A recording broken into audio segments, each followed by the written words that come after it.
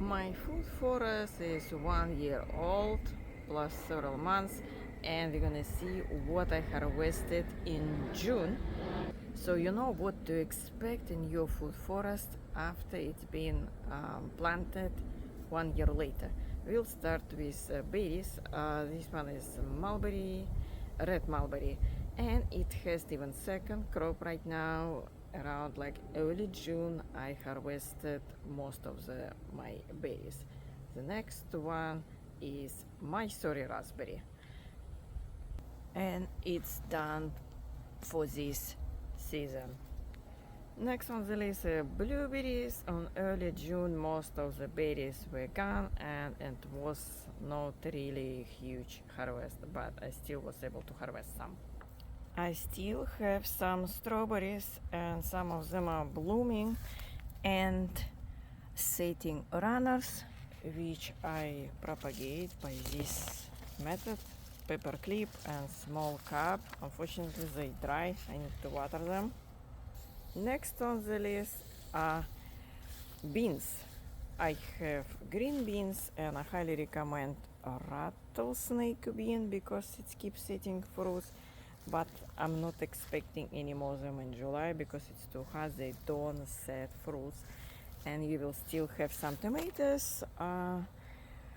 And this variety is keep setting fruits, but maybe because in the green stock it's an open air and probably air circulation much better, and it's setting fruits, and you see strawberries are blooming. This is rose pink colored.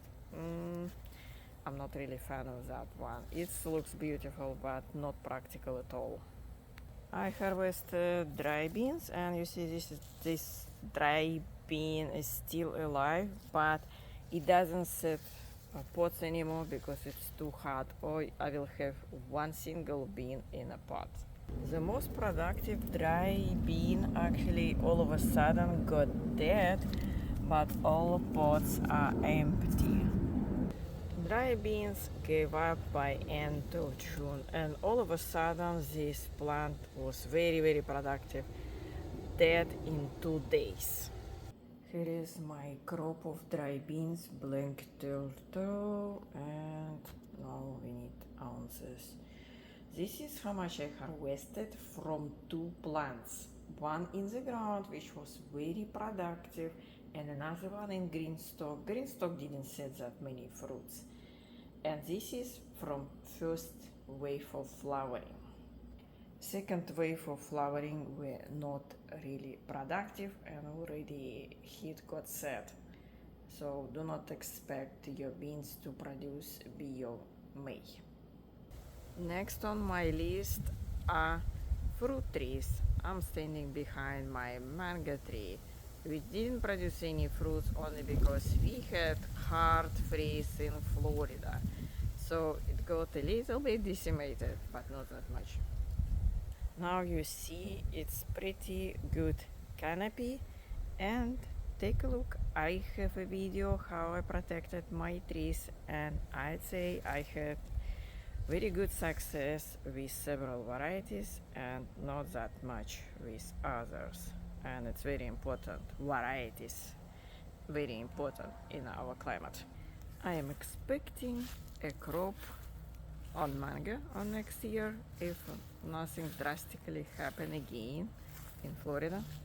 Here is a Barbados cherry, and look at how it's restored its canopy after freeze, and I didn't protect my tree.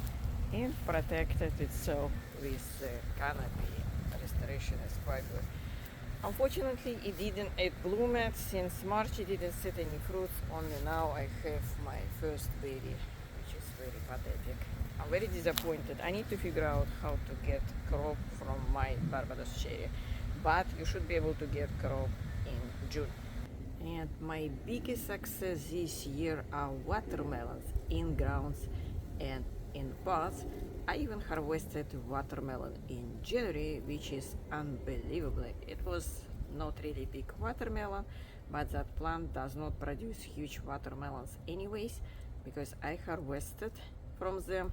So that's the same plant was giving me watermelon in January. Is the same plant overwintered. I covered it during hard freeze in Florida, and I harvested 2 watermelons.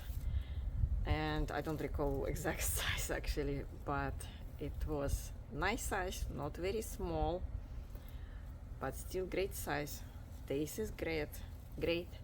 And now vine is flowering and trying to get another crop. We'll see how it goes, but I don't have that much hope because of we're gonna expect a lot of rain during July and August, which might kill my watermelon plants in grounds.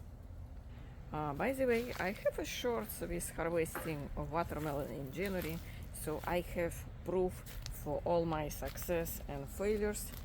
That's the same watermelon plant is blooming right now, but because of high temperature, it might not set fruits, and this is full sun location. Now let's talk about growing watermelon in pots. It's a huge pot, 2 feet across, 1 feet deep, and I'm placing on a mulch. And here is what you see.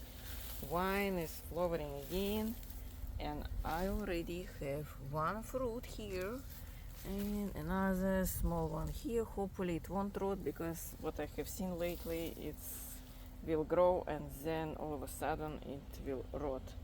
And one watermelon got cracked. It was small, but I still ate it and it was delicious despite the fact it was unripe.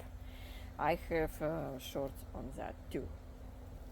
I document everything you can find on my channel. Mostly it will be shorts, and I have a series where you can go to each month.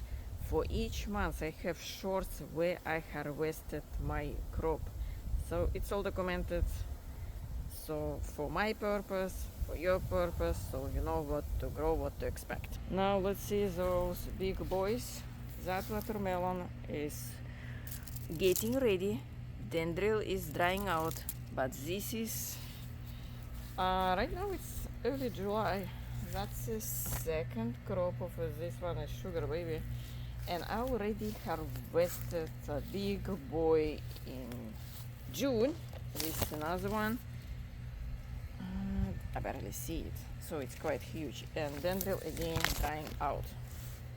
First watermelon was 36 pounds, and it's growing in huge pot. I have 3 plants in that pot, and I thought, I didn't expect to have a watermelon so huge. And I'm having another 2 watermelons which are really huge in size, but they won't reach that 36 pound as the first one. I think because plants are getting tired of heat, they don't look that great, so it's probably won't be so huge.